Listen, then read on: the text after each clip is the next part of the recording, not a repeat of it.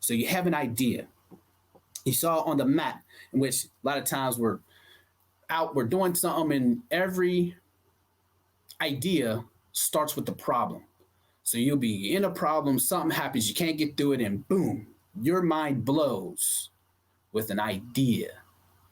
Something that you just have to do. Oh, this would be perfect. It doesn't exist, and I need it, and I know somebody else will need it. So this is an idea. All right. So what's the first thing you should do with an idea? And that is, one, find out, does it exist? So there's multiple ways to find out whether it exists. And of course, the number one, the internet. So yes, got an idea. First thing first, jump on the internet, Google it, see if it's on the market. Does a store have it? Is there a company out there trying to produce it? Has somebody done a YouTube video talking about it or explaining somebody else's product on it? Now, there's a lot of search engines. Check Bing, check Google, check search.com, check the whole internet as much as you can to find out whether it exists. And if there's anything like it that does exist, and start keeping a list. On everything that you find in this map that you have to do, keep a list. This is a running tab of gathering information and filling out stuff so that in the end, you'll have a binder of information, and that's a plan. So look for the keywords and searching for it. Whenever you're looking at that idea, you're also going to look for how big of a market, who else is looking for this thing, right? Is there this idea or this product or this service? Is there already a marketplace advertising things of such, or there's no marketplace? This is information you should have right at the beginning of an idea, because you don't want to have the idea to just jet off down the road when you haven't qualified the idea. You want to know how big of an idea. Is it a good idea or bad idea? And that's where a lot of people kind of fail or just don't ask the question and run into difficulties later on down the road. Now, that's not to say a bad idea is, something that just won't sell. When I say quantify or qualify the idea, if you have a good idea, it's going to be easier to sell, and you have a higher potential of a much larger revenue. Now, a bad idea is what I would consider it's going to be a bit more difficult. It's going to take a lot more energy to sell, right? And the revenue, just the market, everybody who wants it may not be in large numbers, so you may not make enough or that much from it, right? So you go through that. And the main questions would be, would you buy it? So I know it's your idea. You came up with the idea, but would you buy it? Do you personally, as the inventor, as the idea, the conceptualizer, would you buy it? And if you say no, well, there's the things, all right? There's a little bit on the no side. Is that a good idea? Maybe not. I wouldn't want it. So who would want it? Or if I do want it, who else would want it? So we go on to the next question.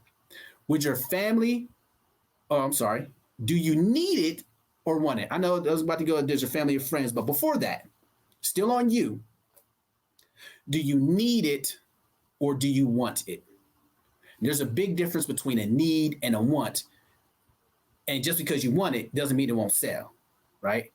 The difference, you need electricity. You need water, right?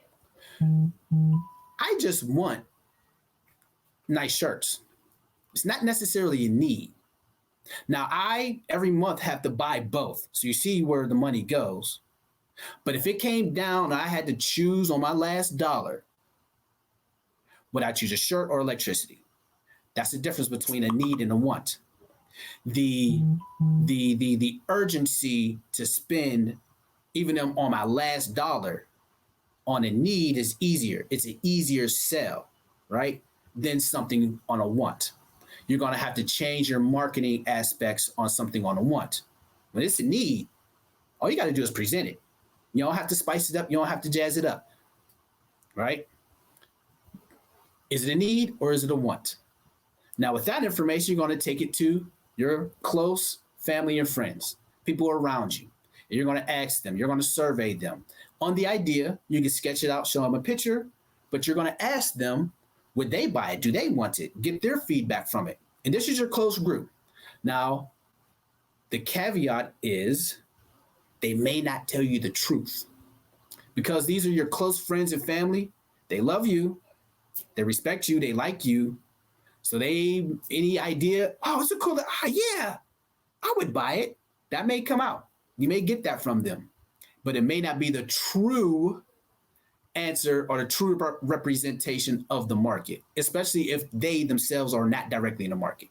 But you can get a good general feedback on whether it's a good idea or a bad idea from your close friends or families. They'll like it, or they'll think about it, they'll take it in. If they like it, they'll let you know. If they don't like it, they may or may not let you know. So you got to take that into mind, which brings you to the next one. Outside of your friends and family, you must run your idea past some strangers, people you don't know at all, people who do not care about your feelings, people who do not know you from a can of paint, do not know your story, because you're trying to get the true, real feedback to that idea. And when it comes to that stranger, try and make that stranger at least part of like a real customer. Could they possibly use it? Don't get the feedback or accept the feedback from somebody who just totally couldn't utilize it in the first place. Like it does not fit them. So don't try to sell it to them. Your goal is to try and offer it or, get some feedback to a person who really would potentially buy it from your perspective as the creator, as the conceptualizer. So this is the list. Would you buy it? Do you need it or want it? Could you sell it to a friend? And could you sell it to a stranger? Now, if you get yes, yes, yes, yes on all those, or, yes, I would buy it. Yes, I need it. Yes, I could sell it to a friend and I could sell it to a stranger. Ooh, looks like you have a goodie. Now, the last question is, why would somebody buy it? Now, that question is a very, very big question because usually most people buy off of a why. Now, why would I buy a laptop? Because I need it. It's a tool. I need it because it helps me produce work, right? There's a deep why in that.